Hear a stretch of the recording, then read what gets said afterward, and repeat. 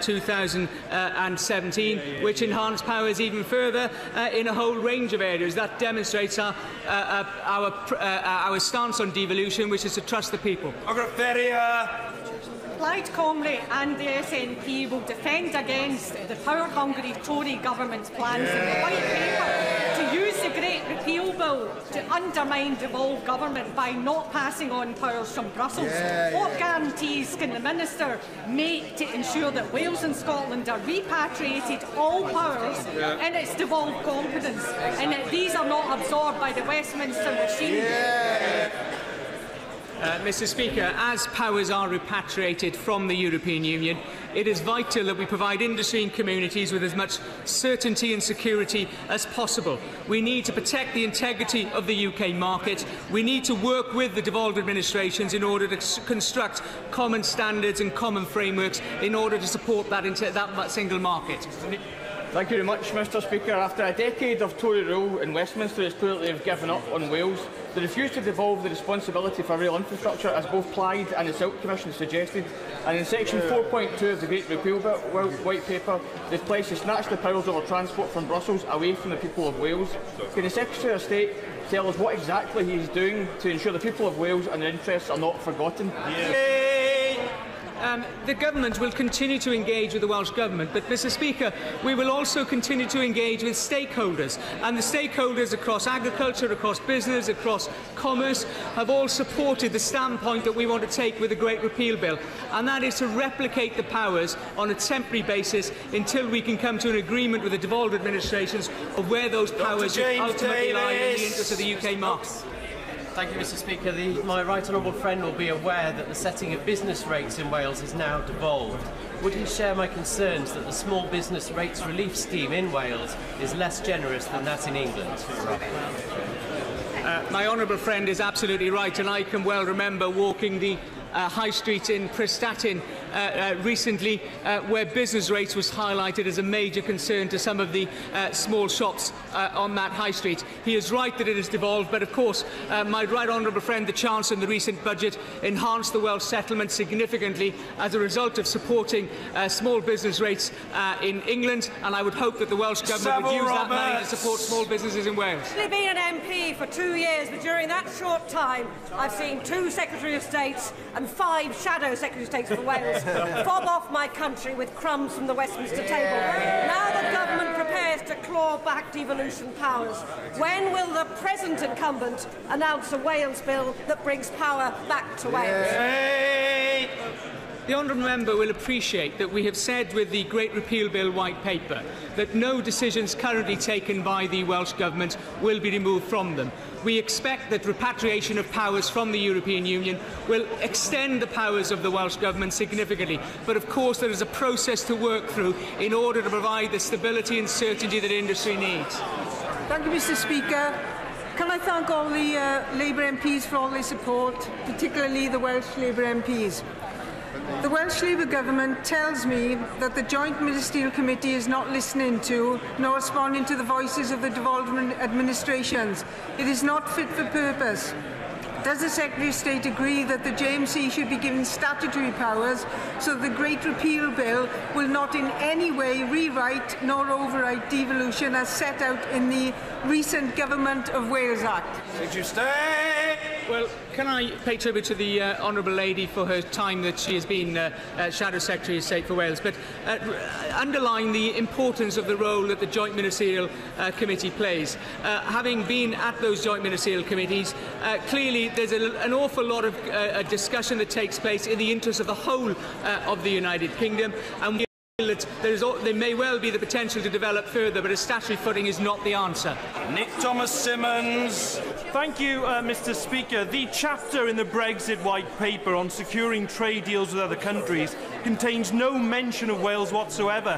What influence will the Secretary of State give to the Welsh Government to do something about this, so Wales isn't just an afterthought as it is under the Tories?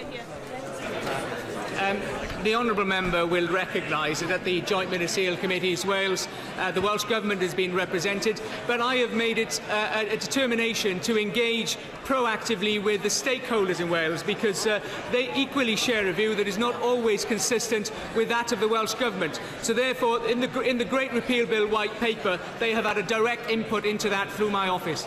Craig Williams. Number 6. Mr. Speaker. Minister.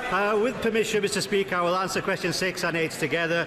We are delivering a bold, long-term industrial strategy that is truly UK-wide and builds on our strengths and prepares us for the years ahead.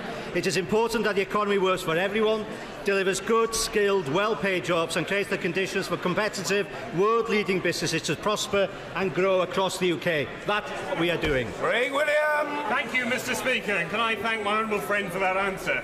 The industrial strategy in the Cardiff City deal demonstrates the strong and stable government the people of South Wales need. That, alongside the semi-compound conductors catapulting Cardiff, is delivering sustainable, high-tech jobs. Would my honourable friend agree?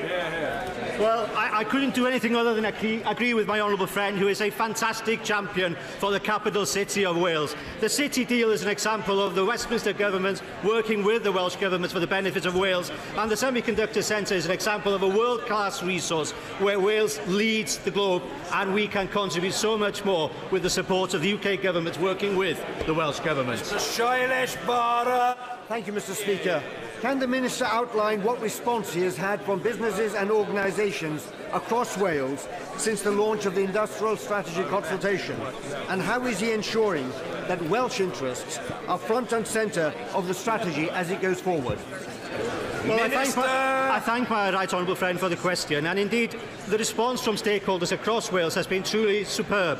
The engagement that the Wales Office has had with businesses and industry across Wales has been second to none, and their response to the industrial strategy is very clear. They want us to support research and innovation, they want us to invest in digital infrastructure, and that is exactly the type of priorities that we have within our industrial strategy. Stephen Brennan. Thank you, Mr. Speaker. The member for Cardiff North is right to be concerned about potential unequal treatment under his government's industrial strategy for Wales, because there's been silence about Bridgend and Ford compared with Nissan in the North East. Can he, at the dispatch box, guarantee that Ford in South Wales will get exactly the same treatment as Nissan in the North East? Minister. Well, I thank the honourable gentleman for his question. I could reassure him that ministers and officials have been in regular discussion with Ford in Bridgend, and indeed those discussions are ongoing and very constructive, but also they involve the Welsh Government as well. Our aim is to ensure that Bridgend remains a car-producing area, and that is certainly the intention of this government moving forward. Christina Rees.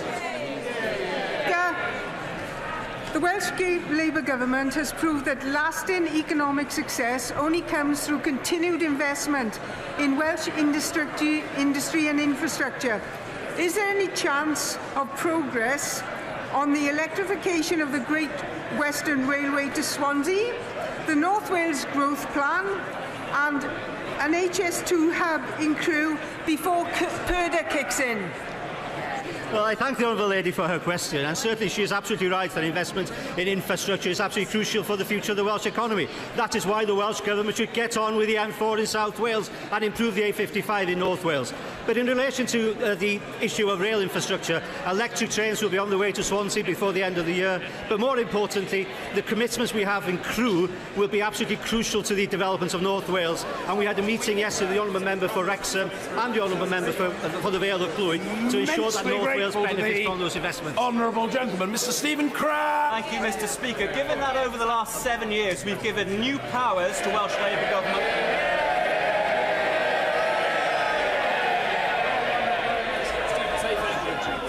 Given that over the last 7 years we've given new powers to Welsh Labour government and new money precisely to get on and improve transport in Wales, but we've seen near zero progress on the big projects like improving the M4 around Newport, who does my honourable friend think is responsible for holding Wales back, and what should voters do about it on the 8th of June?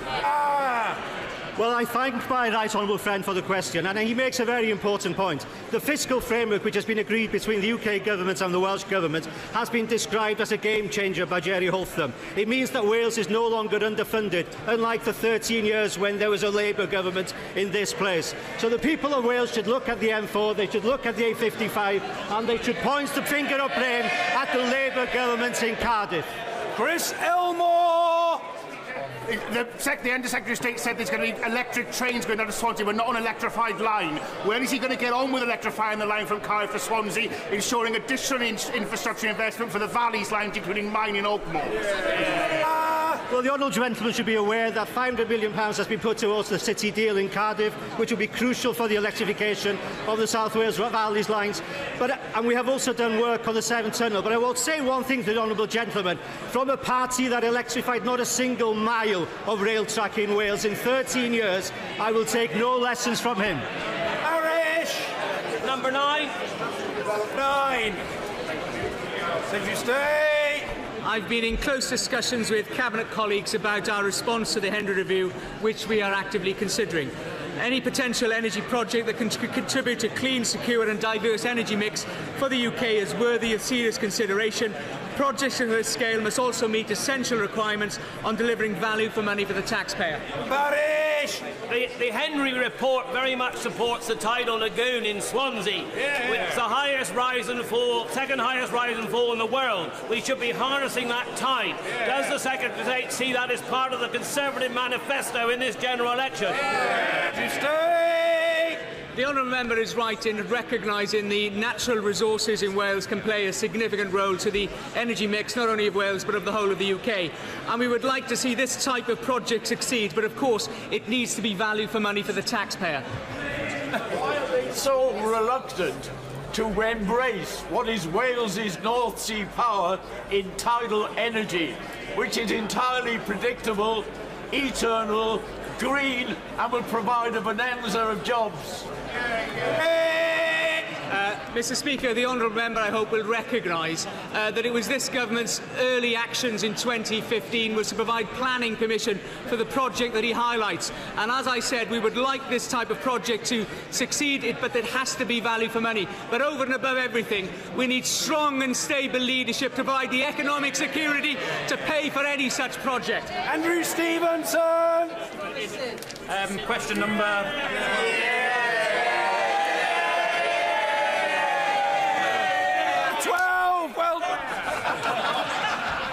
I would refer my honourable friend to the answer he gave earlier to the honourable member for Cardiff North and North West Cambridgeshire. Sir Andrew Stevenson. Thank you, Mr. Speaker. Does the Minister agree with me that the UK-wide industrial strategy highlights the importance of linking North Wales with the Northern Powerhouse? I absolutely agree with my honourable friend. We have a great relationship with the Minister for the Northern Powerhouse. A North Wales growth deal is essential for North Wales because the Northern Powerhouse needs North Wales and North Wales needs the Northern Powerhouse. We will ensure that that happens if we are re-elected. Ian C. Lucas! Warm words build no roads and no railways.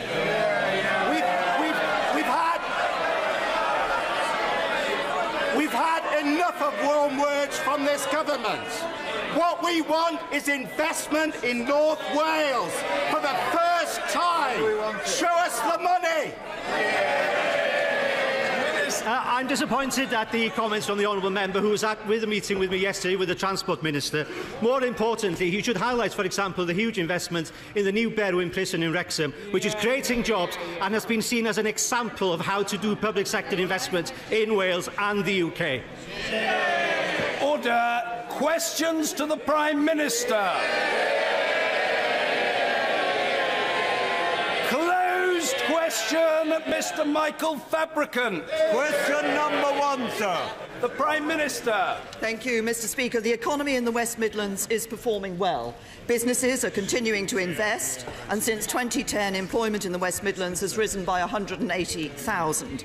That is because Conservatives in government have safeguarded the economy And as a result, my honourable friend asked about public services. As a result, there are more doctors and more nurses in his hospitals, because you can only have strong public services when you have the strong and stable leadership that delivers a strong economy. Mr. Speaker, I think what this nation needs is a strong and stable government.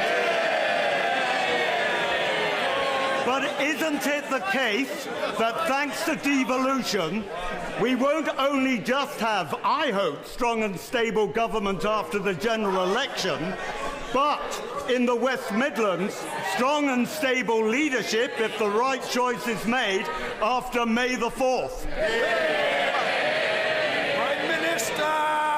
Friend makes a very powerful point, because on the 4th of May, people in the West Midlands have the opportunity to elect a strong local leader who will oversee £8 billion of investment. And I think that in Andy Street, they have absolutely the man who has the local knowledge, he has the business experience, and he has the commitment to the West Midlands to deliver for the whole of the West Midlands. Then, of course, on the 8th of June, people in the West Midlands have the opportunity to elect the strong and stable leadership of a Conservative government working together. Strong Conservative leadership in the West Midlands and strong Conservative leadership in government will deliver for the West Midlands. Richard Drax. Number 2, sir. Mr. Prime Speaker, Minister. this morning I had meetings with ministerial colleagues and others. In addition to my duties in this House, I shall have further such meetings later today. Richard Drax. Mr. Speaker, in 2015, a group called the Socialist Campaign for Labour Victory incredulously drew up a plan to disband MI5, disarm the police and scrap our nuclear deterrent. Would my right honourable friend allow anyone who endorsed such a plan to write her manifesto or indeed serve in her cabinet? I can tell my honourable friend that my answer to that is a resounding no, I would not. And can I commend my honourable friend, who has a proud record of defending our country, but he's raised an important point, because, of course, the leader of the opposition has chosen just such a person. The plan to disband MI5, to disarm our police and to scrap our nuclear deterrent was endorsed by the Right Honourable Gentleman's policy chief and even by his shadow chancellor. And again at the weekend, we saw the Right Honourable Gentleman refusing to say he would strike against terrorism, refusing to commit to our nuclear deterrent, and refusing to control our borders. Keeping a country safe is the first duty of a Prime Minister. The Right Honourable Gentleman is simply not up to the job. Jeremy Corbyn!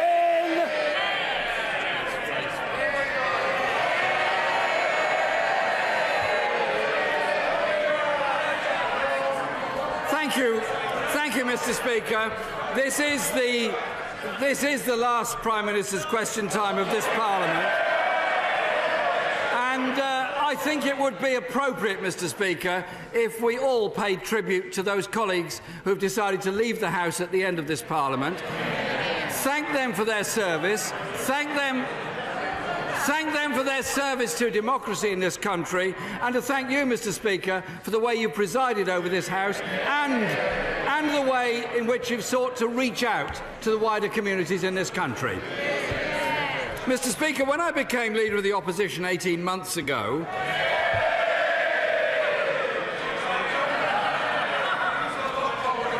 I said, well, if they'll wait a moment, I'll explain what I'm about to say. I said I wanted people's voices to be heard in Parliament. So, Mr. Speaker, instead of just speaking to hand-picked audiences who can't ask questions, I hope the Prime Minister won't mind if she answers some questions today from the public. Give it a try. Give it a try. You never know. I start,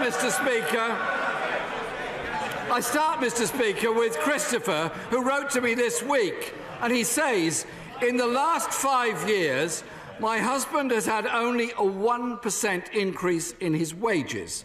The cost of living has risen each year. We now have at least 15% less buying power than them. So where is Christopher and his husband's share in the stronger economy? Minister! Thank you, Mr. Speaker. Can I first of all join the right honourable gentleman in commending those colleagues who are leaving the House for the service that they have shown to their constituents and to Parliament over the years.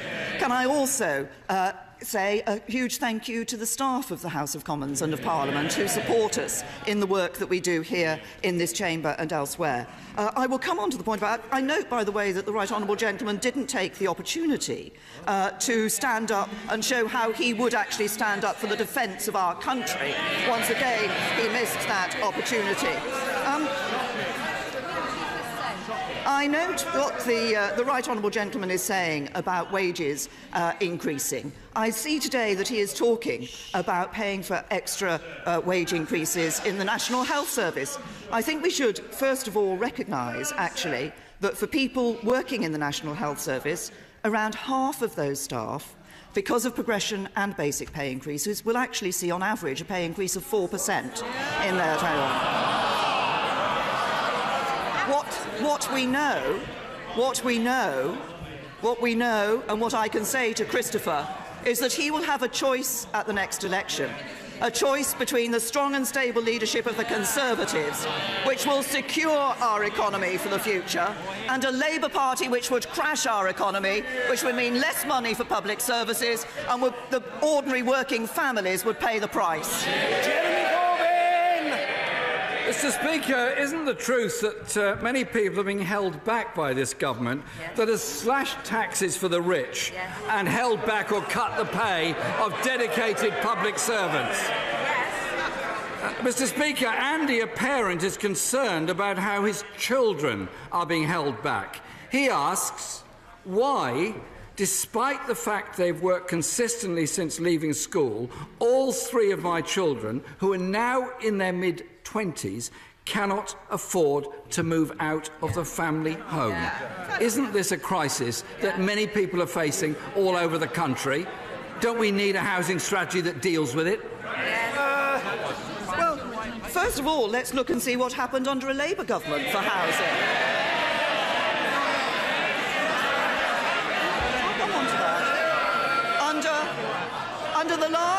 Under the last Labour government, house building starts fell by 45%.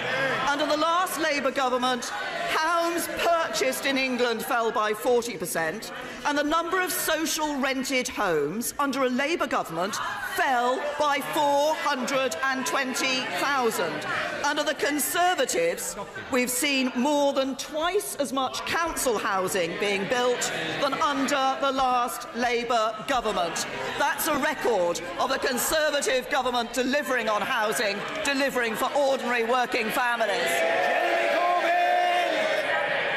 Mr. Speaker, the last Labour government delivered a decent home standard for every council home in the whole of the country, and it's something we are very proud of. Very proud of, indeed, of that achievement. And her government, house building has fallen to the lowest level since the 1920s.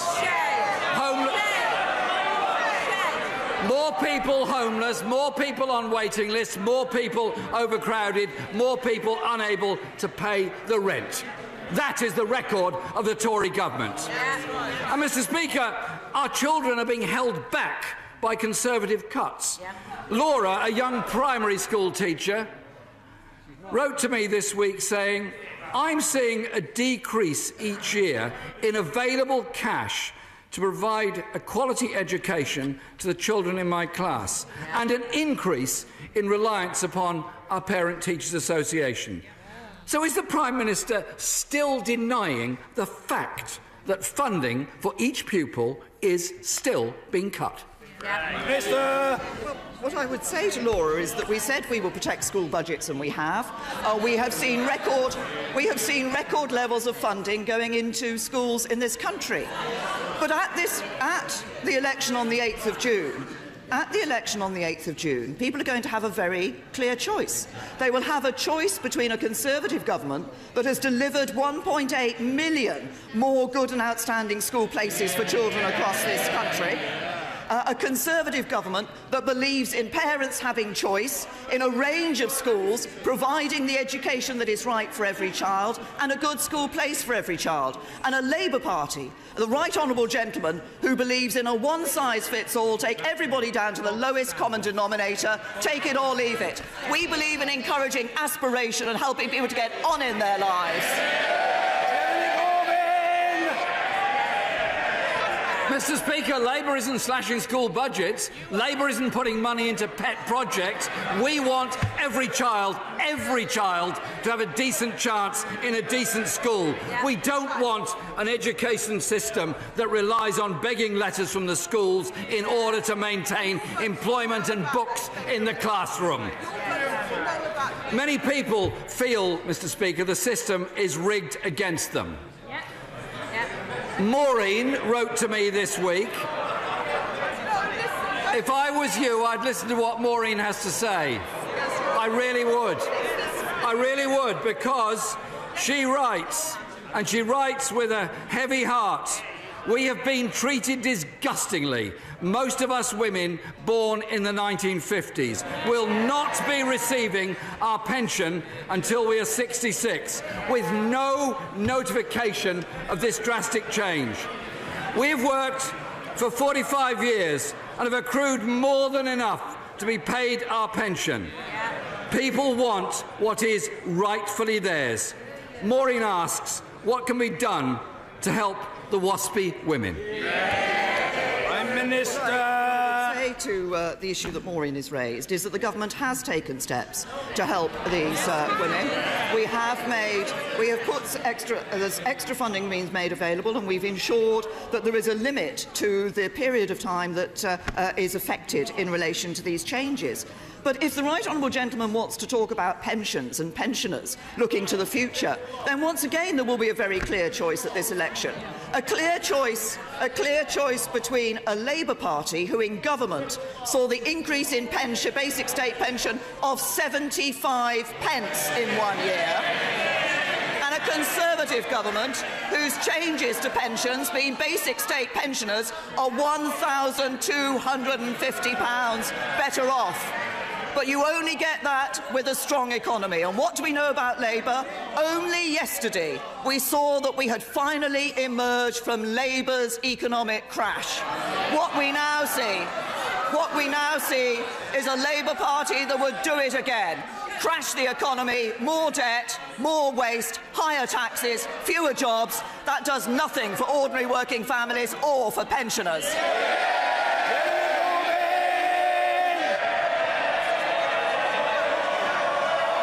Mr. Speaker, millions of WASPy women will have heard that answer, as have the other questions that I've put not been answered today. I simply say this: Labour will guarantee the triple lock.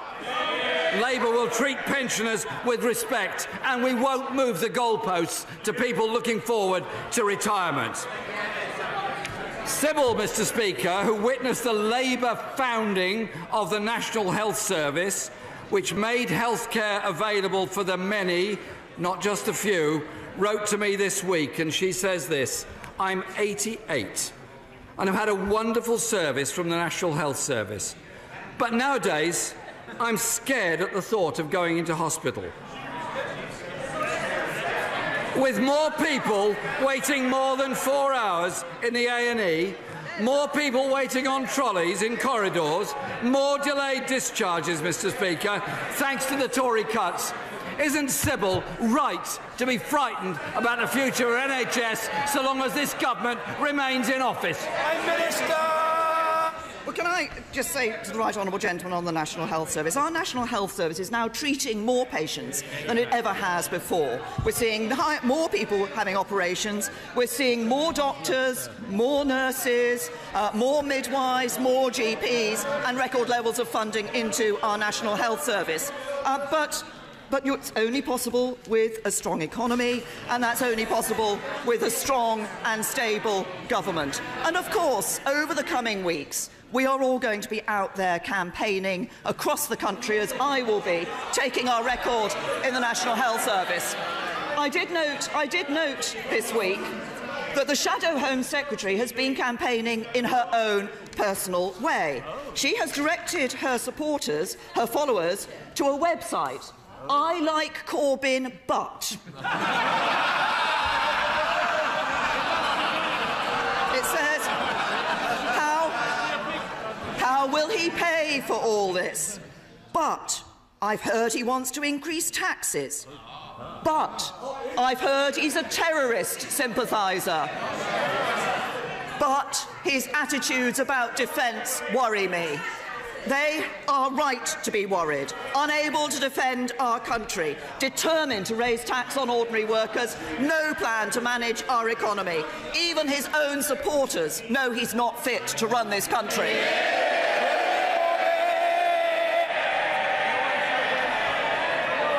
Mr. Speaker, my question was about the National Health Service and Sybil's concerns.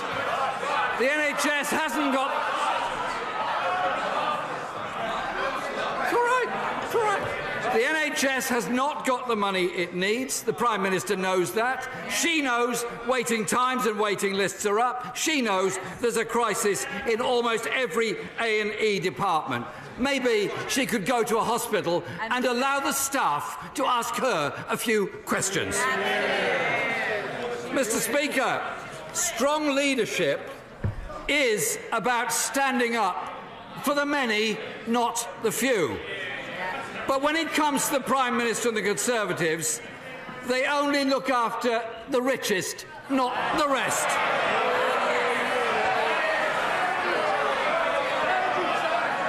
They are strong against the weak and weak against the strong. Far from building a strong economy, schools and our NHS are being cut. People can't afford homes, millions can't make ends meet. That doesn't add up to a stronger economy for anyone. Mr. Speaker, the election on the 8th of June is a choice between a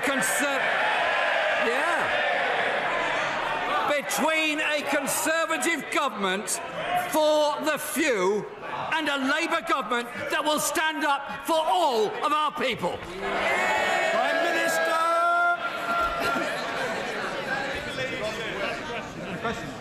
If the right honourable gentleman wants to talk about the NHS, perhaps he should talk about Labour's custodianship of the NHS in Wales. There is somewhere where the NHS has been cut. It's in Wales under the Labour Party. But the right honourable gentleman is right. In something over 6 weeks, we will be back at these dispatch boxes again. And the only question is, where will we be standing? Who will be Prime Minister of this great country? And he says the choice is clear. And the choice is clear. Every vote for him is a vote for a chaotic Brexit. Every vote for me is a vote to strengthen our hand in negotiating the best deal for Britain. Every vote for him is a vote to weaken our economy. Every vote for me is a vote for a strong economy with the benefits felt by everyone across the country. And every vote for him is a vote for a coalition of chaos. A weak leader propped up by the Liberal Democrats and the Scottish Nationalists. Every vote for me is a vote for strong and stable leadership in the national interest, building a stronger and more secure future for this country.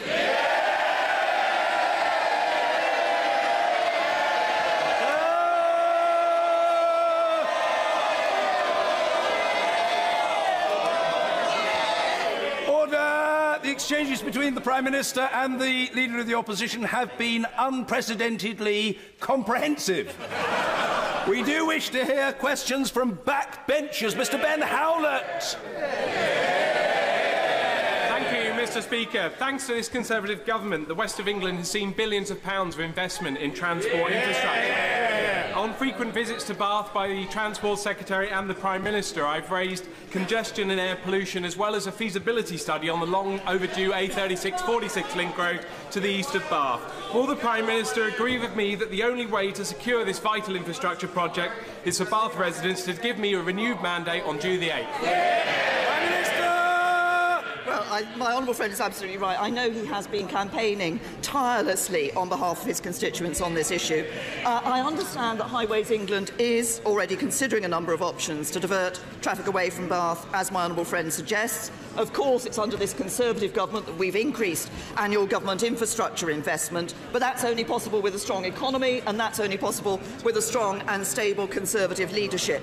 And a vote for any other party is a vote for wrecking our economy, for a coalition of chaos, and that will do nothing for my honourable friend's constituents, for whom I hope he will continue to be able to work tirelessly. Sir Angus Robertson! Will the Prime Minister give a clear and unambiguous commitment to maintaining the triple lock on the state pension? Prime Minister! I've been very clear that under this Conservative government, we have seen pensioners benefit as a result of what we've done to the basic state pension.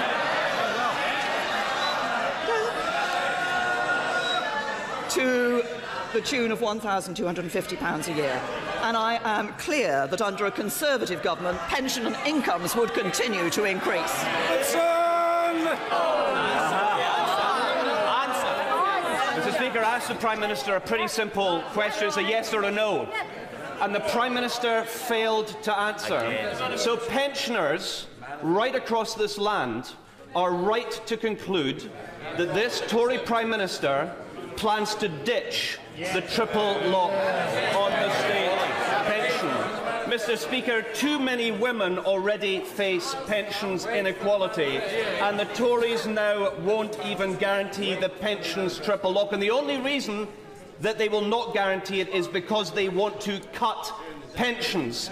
Is not the message to pensioners: you cannot trust this Prime Minister, you cannot trust the Tories on your pension.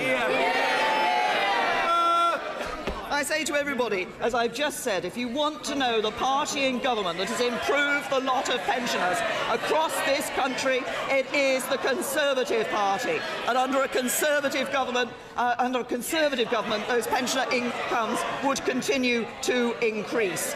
And he talks about inequality for women. It's the change in the structure of the state pension introduced by this government that is going to improve the lot of women, female pensioners in the future, that is going to be much better for them.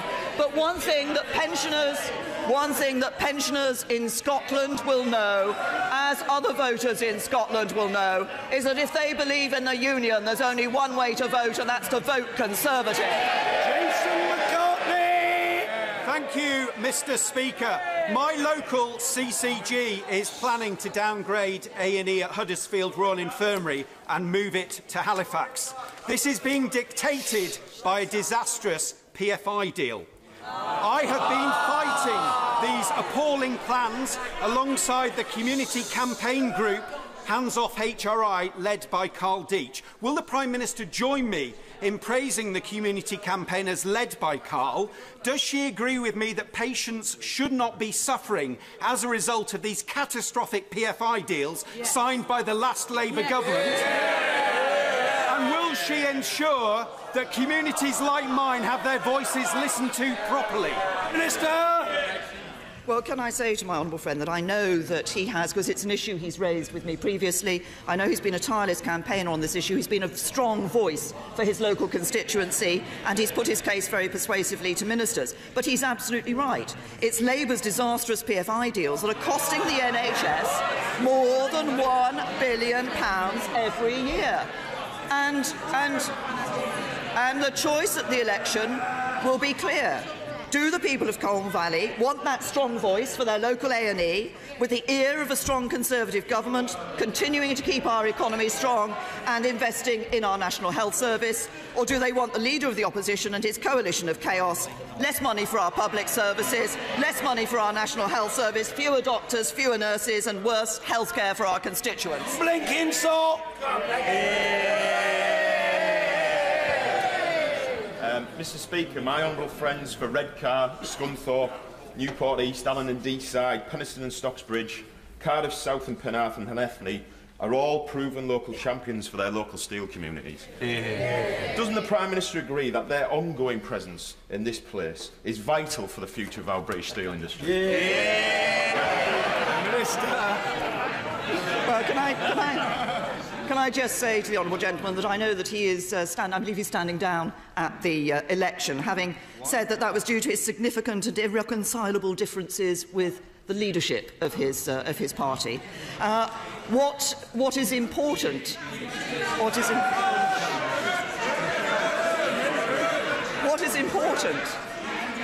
important for the steel industry in this country?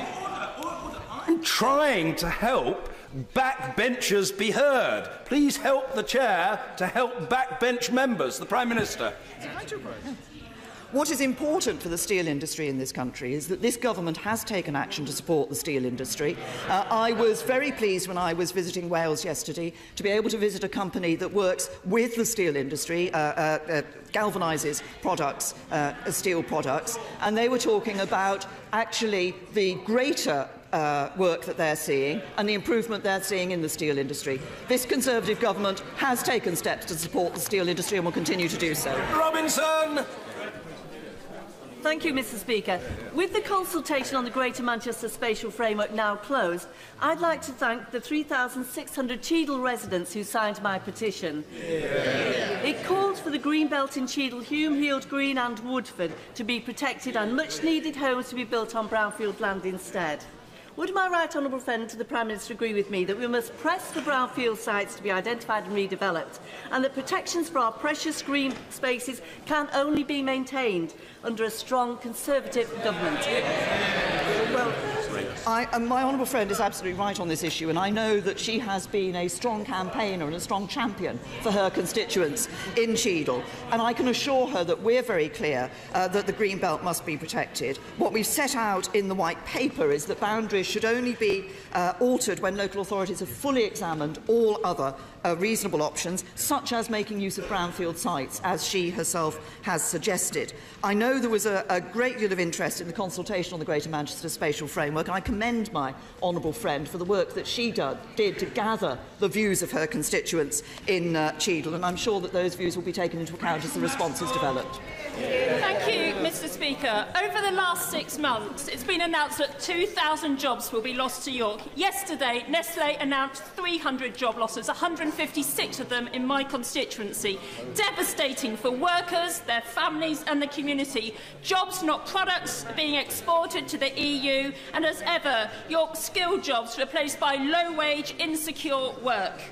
In the light of the special deal at Nissan in Sunderland, will the Prime Minister meet with me, trade unions and the company to strike a special deal to save these jobs, avert the losses both now and the future? Well, first of all, I think it's the Honourable Lady's right to raise this issue that has arisen, as she says, only yesterday of the announcement from Nestlé. I think we should be clear that Nestlé have themselves been clear that this is not a decision that was affected by leaving the European Union. They said they've made it irrespective of that. But of course it's a worrying time for the workers and their families at Nestlé, and in both York and Newcastle. And I can assure her we're already in contact with the company to understand their plans and the next steps. My right honourable friend, the Business Secretary, will speak with senior Nestlé representatives later today. DWP, of course, stands ready to put in place their rapid response service to support any workers made redundant by helping them back into employment as quickly as possible. And there are various ways in which Job Centre Plus can help. I think what is important is that we ensure that the support is there. And as I said, the Business Secretary will be speaking to Nestlé representatives later today. Baron Davis! Thank you,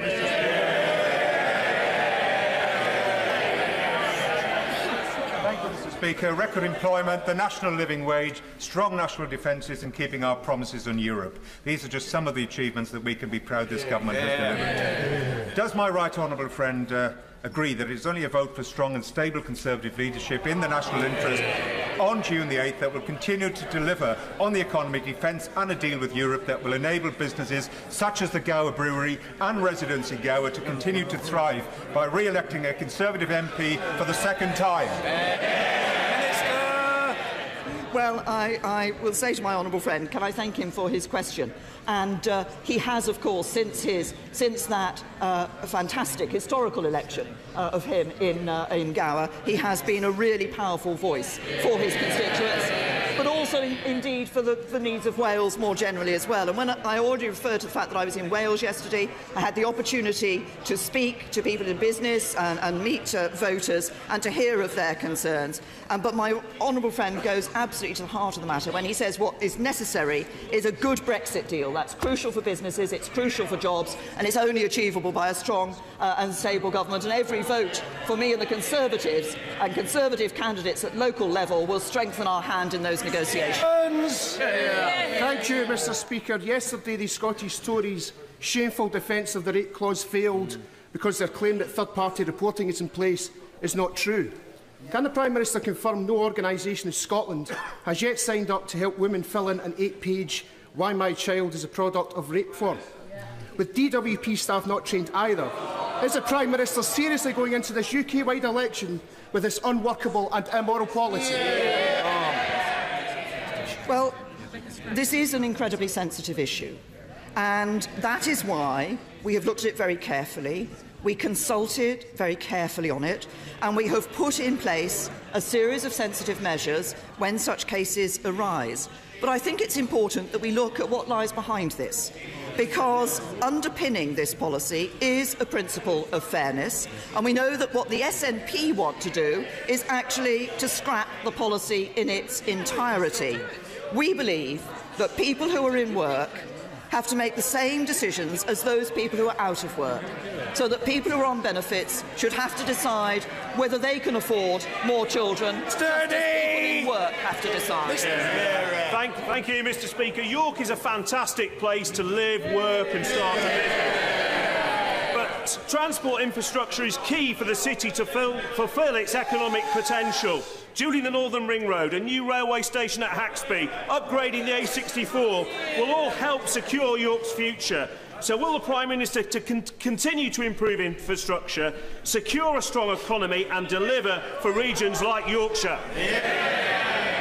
Well, my honourable friend has raised a very important point. We've been able to invest in York, £1.6 million this year for transport improvements, £2.2 million for highways maintenance and £1.3 million to support the Sustainable I Travel York initiative.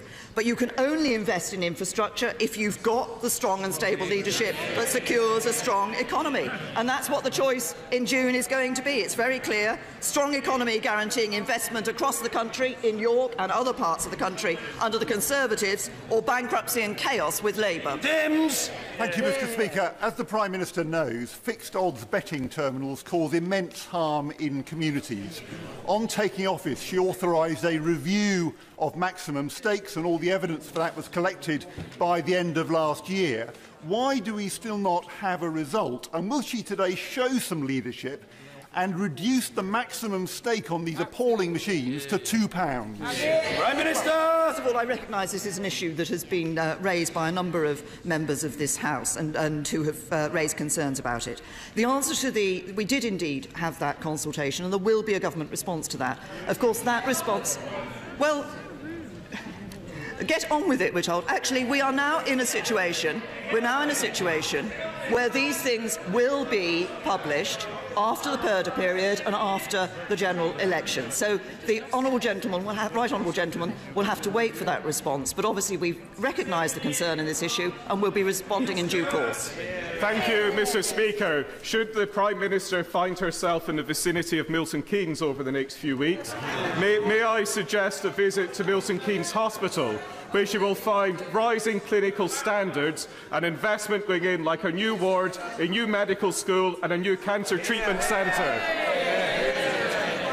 Well, can I thank my honourable friend? I think I will be visiting parts of the communities around the whole country over the next few weeks. But I want to congratulate the staff at Milton Keynes University Hospital for achieving that rating. As my honourable friend has said, though, it was backed up by considerable investment. And as we know, between 2015 and 2020, over £500 billion is being spent on the NHS in England, and it's only possible because we've safeguarded the economy over the last 7 years. And as I've said previously today, that's only possible in the future if we secure the strong and stable leadership our country needs. And as I said, in Wales, Labour have been cutting the health budget. Could I invite the Prime Minister, instead of going to Milton Keynes, to visit me in Southampton and do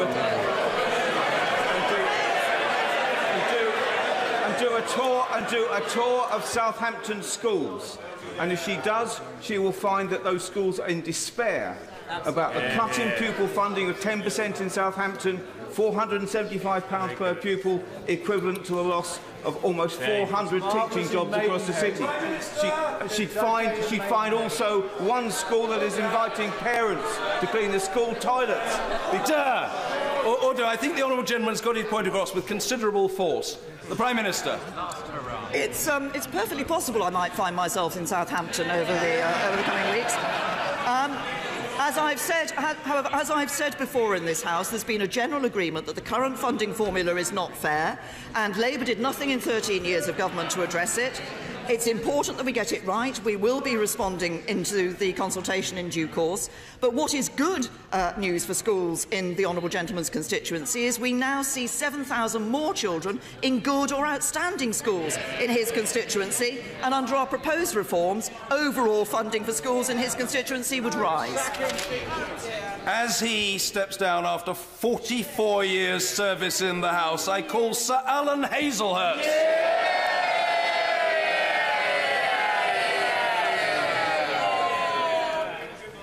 Can my right honourable friend assure me that her second government will have high regard for matters of great concern to the Saffron Walden constituency, namely improved railways with extra track capacity as in line with the West Anglia and Great Eastern Task Force reports, the spread of fast broadband to rural communities, and an airspace regime which prioritises noise reduction? Prime Minister!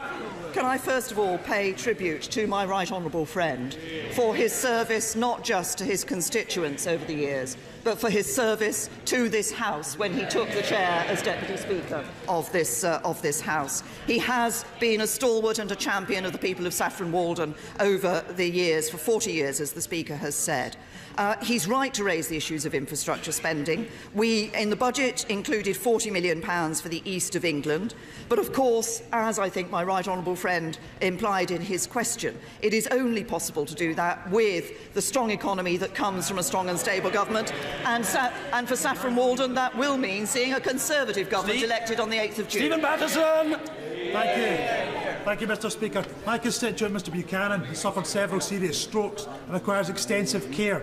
He was deemed to have missed his ATOS appointment and assessment when ATOS arrived early for that appointment, and his carers haven't got him up yet. His benefits were stopped. Why has this government's welfare regime, why is it punishing vulnerable people like my constituent? Prime Minister! What we want to ensure is that we have a system in place that does properly assess people who are applying for benefits. There have, as he has referred to, and as other members will know, there have been some issues around the way in which that system has operated, and that's why the DWP has been looking very carefully at it to ensure that it does make proper assessments and delivers the right results for people. Mr. Peter Lilly! Does my right honourable friend realise I'm standing down after 34 years because of her? Because I have confidence that the country will be safe after the election under her strong and stable leadership. Does she realise that does she agree that seizing the opportunities from regaining control over our laws, our money, our borders and our trade will be more important than the terms of any exit deal? And does she recognise that to get a reasonable deal, we must accept that no deal is indeed better than a bad deal? And to deny this signals that no price is too high, no concession too grovelling to accept. A recipe for the worst possible deal. So I wish my right honourable friend, all honourable members and this House I love, Godspeed. Prime Minister! Well, can I thank my right honourable friend for the tremendous contribution that he has made through his years as a member of this House, not only for his constituents, but also for the time that he spent in government as a valued minister in a Conservative government. He has rightly highlighted the importance of the decision that was taken last year by the people of the United Kingdom. I commend him. He played a role in that referendum campaign. It is right that we get on with that job of delivering Brexit, of making a success of it. That does mean a strong hand in negotiations, and the only way to ensure that that is the case, the only way to ensure that for the people of Hitchin and Harpenden and the whole of the UK is to ensure a Conservative government is elected on the 8th of June. Geoffrey Donaldson! Thank you, Mr. Speaker. We do need a strong Prime Minister to lead this nation, but we also need the countries of this nation to have a strong voice too. Does the Prime Minister agree with me that those who abstain from taking their seats in this House, those who are denying the people of Northern Ireland the government, the formation of our government, are denying their constituents a say in the future of this country, and we will not allow that to happen? The Honourable Gentleman is absolutely right. Of course, it is important that the constituents who elect Members of Parliament feel that those Members of Parliament are able to do their job, are able to bring their concerns here to this House and play a full part in this chamber. And he's also right that we want to ensure that every part of the United Kingdom has a strong voice. That's why it's important that we continue to work for the restoration of the devolved administrations in Northern Ireland. Thank you. Sir Eric Pickle. Thank you, Mr. Speaker. The Prime Minister has shown considerable leadership in adopting the IRA definition of anti-Semitism. Does she believe it's the duty of all party leaders within this House not just to play lip service to it, but to do something about it? And does she share my... Sorry about that. And does she share my disgust that a former member of this House, criticised by the Home Affairs Select Committee for his anti-Semitic utterances, is now the official candidate in Bradford East for the Liberal Democrats?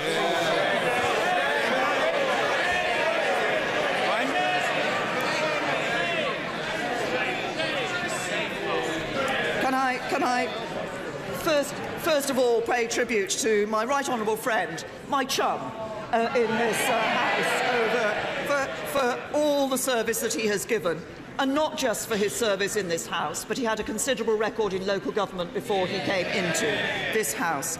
And he has also, in his time, and the work that he has done on anti-Semitism, performed a very important role. He has had a relentless drive to stamp out anti-Semitism and indeed intolerance in all its forms in our communities. And he should be proud of the record that he has and the work that I know he will be continuing to do as a champion for this, on this issue. He's right to highlight Bradford, of course. My right honourable friend has a particular knowledge of that city, and people will be, I think, rightly disappointed to see the Liberal Democrats re-adopt a candidate with a questionable record on anti-Semitism. It is important that all parties maintain the strongest possible censure on all forms of intolerance and send that message to our communities. Tim Farron. Thank you. Thank you, Mr. Speaker. Thank you. Thank you, Mr. Speaker.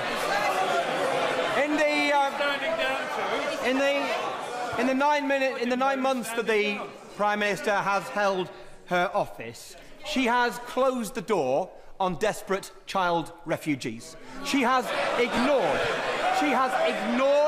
the plight of those suffering under the crisis in health and social care, and she is responsible for the shameful rape clause. 20 years ago, she berated the Conservative Party for being the nasty party, but her party has never been nastier. But the legacy of this Parliament, the legacy Order! Whatever the strength of feeling, the right honourable gentleman must be heard. Mr Tim Farron. And the legacy of this Parliament, though, the legacy of this Parliament is the utter abject failure of Her Majesty's official opposition to effectively hold her government to account for any of it. Is it not time that Britain had a strong, decent, new opposition? Prime Minister! Well, first of all, let me just pick up the point he made on child refugees. This government has a proud record on supporting refugees from Syria. We have been the second biggest bilateral donor to the region in order to support millions of refugees, to educate children, as I saw when I visited Jordan recently. And of course, we've also supported some of the most vulnerable refugees, including children, in bringing them here to make a new life in the United Kingdom. He talks about a decent opposition. I find it difficult to hear those words coming from his mouth when we've just heard that his party has selected a candidate with questionable views on anti-Semitism. Sir Gerald Howarth! Mr Speaker, it has been an immense privilege to serve the people of Camargue, Burntwood and Aldershot for the past 34 years.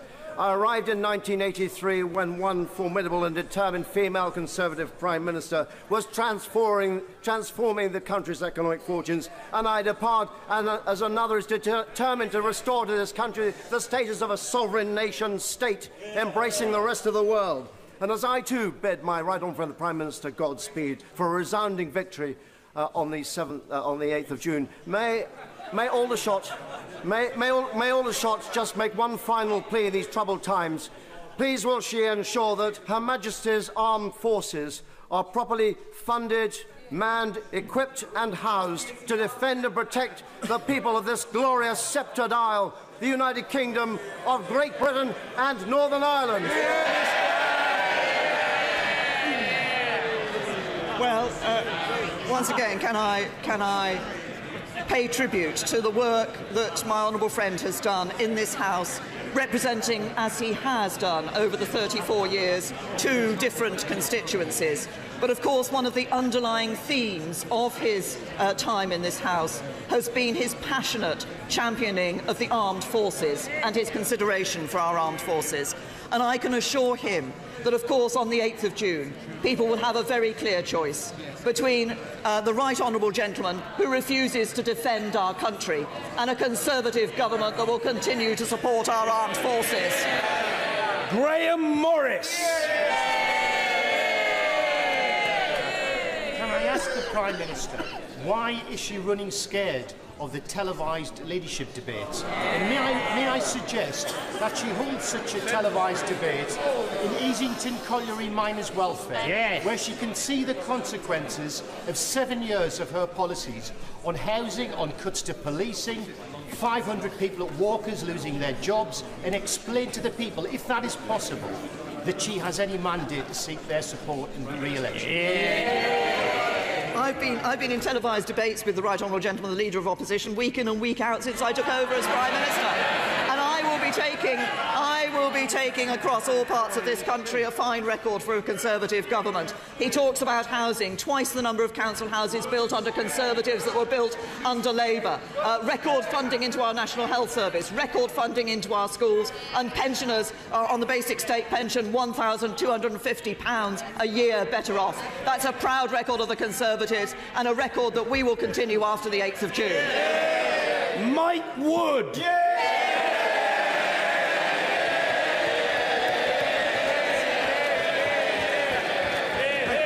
Thank you, Mr. Speaker. It's good to be back, and to be honest, it's good to be anywhere.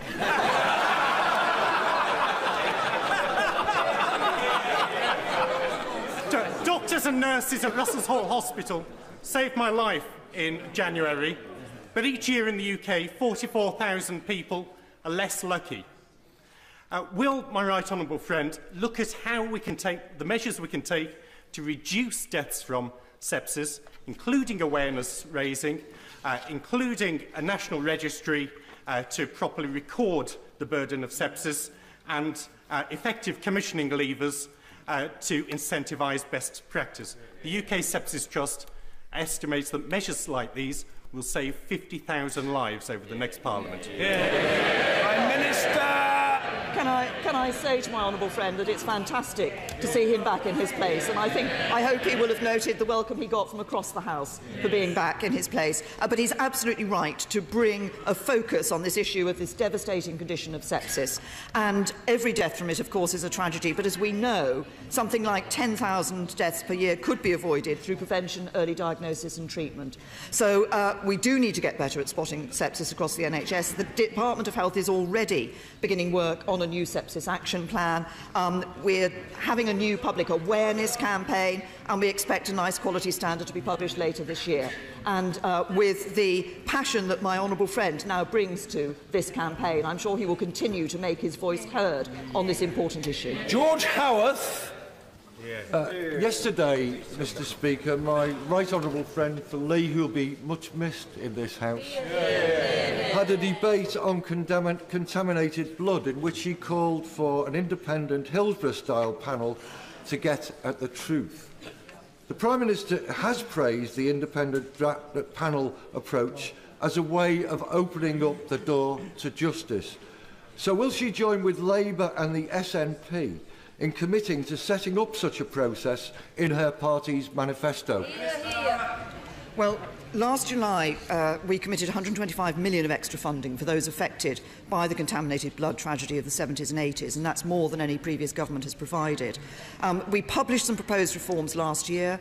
We're now consulting on a new measure to allow people affected to benefit from higher annual payments.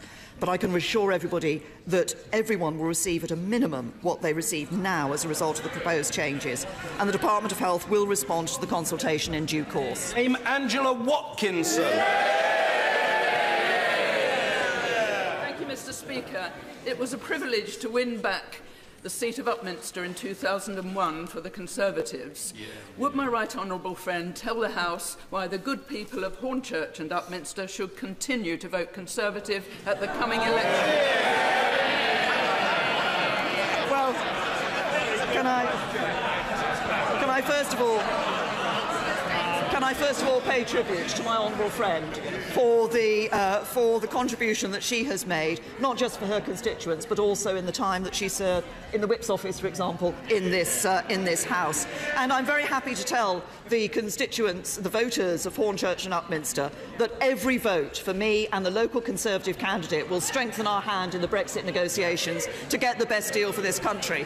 And every vote for me and the local Conservative candidate will be a vote for a stronger economy, and every vote for me and the local Conservative candidate will be a vote for a strong and stable leadership in the national interest compared to the coalition of chaos we would see under the Labour Party. Mr. Douglas Carswell.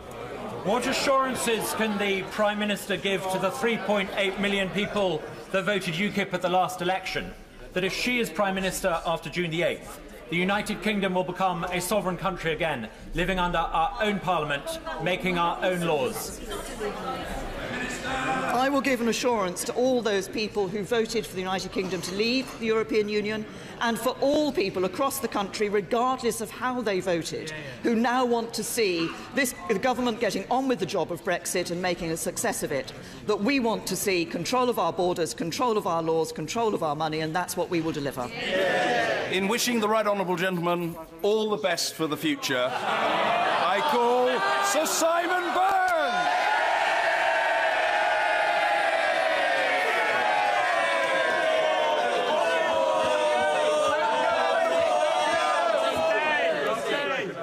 Mr. Speaker, may I thank you for that.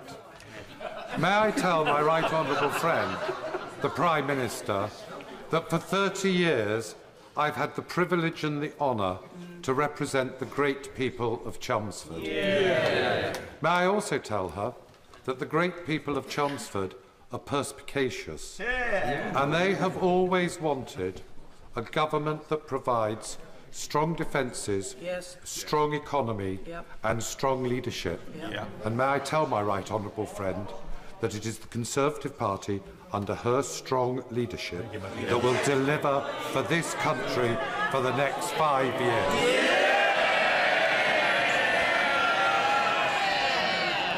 Well, can I thank can I thank my honourable friend for the significant contribution that he has made for his constituents in Chelmsford and in this House and in government over his period of time. And can I say to him that he is absolutely right. His constituents will be looking for strong defences, for a strong economy, for the strong leadership that will build a more secure future for this country, and it is only a Conservative government that can provide that. Alex Salmond. In this Brexit world, the Prime Minister is desperate to have trade deals with anybody and nobody, so the International Trade Secretary went to the Philippines this month, appeared with the President and said he wanted a strong relationship based on shared values. Can the Prime Minister identify for the House what shared values that she has in common with President Rodrigo Duterte? Well, the right honourable gentleman is right that as we leave the European Union, we want to ensure that we are a truly global Britain, that we do have trade deals around the rest of the world. And the reason we want those trade deals, as well as the strong and secure, deep and special partnership with the European Union on trade, is so that we can ensure prosperity across the whole of this country and jobs for ordinary working families. Order! Point of order! Various points of order. We'll come to points of order, but I think these honourable and right honourable gentlemen deserve an attentive audience. If inexplicably some honourable and right honourable members are leaving the chamber, perhaps they can do so quickly and quietly.